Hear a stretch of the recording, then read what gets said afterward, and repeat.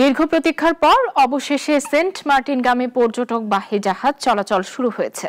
আজ প্রথম দিন দ্বীপে রাত্রি যাপনের সুযোগ পেতে প্রায় ১২০০ যাত্রী দেশের একমাত্র প্রবাল দ্বীপটির উদ্দেশ্যে রওনা দিয়েছেন। ডিসেম্বর ও জানুয়ারি এই ২ মাস দ্বীপে রাত যাপন করতে পারবেন পর্যটকরা। সাইফুল ইসলামের রিপোর্ট, জানাচ্ছেন শাশ্বতী সরকার।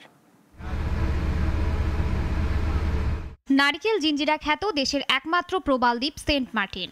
একসময় বছরের বেশিরভাগ সময় এখানে লেগে থাকত পর্যটকদের ভিড়। তবে পরিবেশ সংকটাপন্ন হওয়ায় কয়েক বছর থেকে দ্বীপে প্রবেশে আরোপ করা হয়েছে নানান বিধিনিষেধ। বছরের মাত্র ২ থেকে ৩ মাস পর্যটকদের জন্য খোলা থাকে এই প্রবাল দ্বীপ। ভ্রমণ পিপাসুরা সারা বছর অপেক্ষা করেন দ্বীপে প্রবেশের সরকারি নির্দেশনার। দীর্ঘ প্রতীক্ষার অবসান ঘটিয়ে শীতের শুরুতেই জেগে উঠেছে নীল জল আর প্রবালের দ্বীপ সেন্ট মার্টিন। আজ থেকে শুরু হওয়া রাত্রি যাপনের সুযোগকে কেন্দ্র করে প্রথম দিনই প্রায় ১২০০ যাত্রী দ্বীপে গিয়েছেন নতুন মৌসুমের অভিযানে। আসলে অনেক সুন্দর হয়েছে যে আজকে খুলছে, অনেক দিন ধরে ওয়েট করতেছি। দীর্ঘদিন অফ থাকার কারণে যাওয়ার ইচ্ছাটা ছিল, কিন্তু যাওয়া হয় নাই।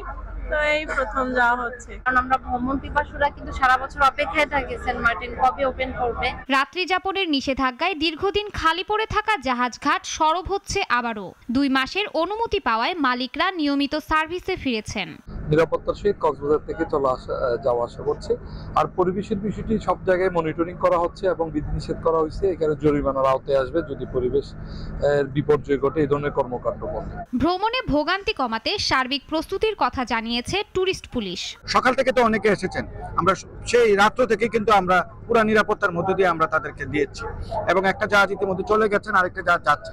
জাহাজের মধ্যে আমাদের স্পেশাল টিম আছে, গোয়েন্দা টিম আছে। নির্ধারিত সংখ্যার বাইরে কেউ যেন দ্বীপে যেতে না পারে তা নিশ্চিতের পাশাপাশি পরিবেশ রক্ষায় সবাইকে আরো সচেতন হওয়ার আহ্বান জানান জেলা প্রশাসক। টিকিট এবং ট্রাভেল পাস এখানে তাদের প্রবেশ পথে কিউআর কোড যাচাইয়ের মাধ্যমে চেক করা হচ্ছে, যাতে নির্ধারিত সংখ্যার বাইরে কোনো পর্যটক যেতে না পারে।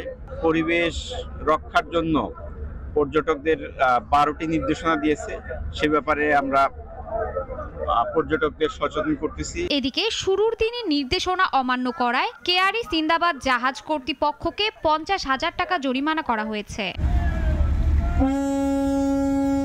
শাশ্বতী সরকার, নাগরিক।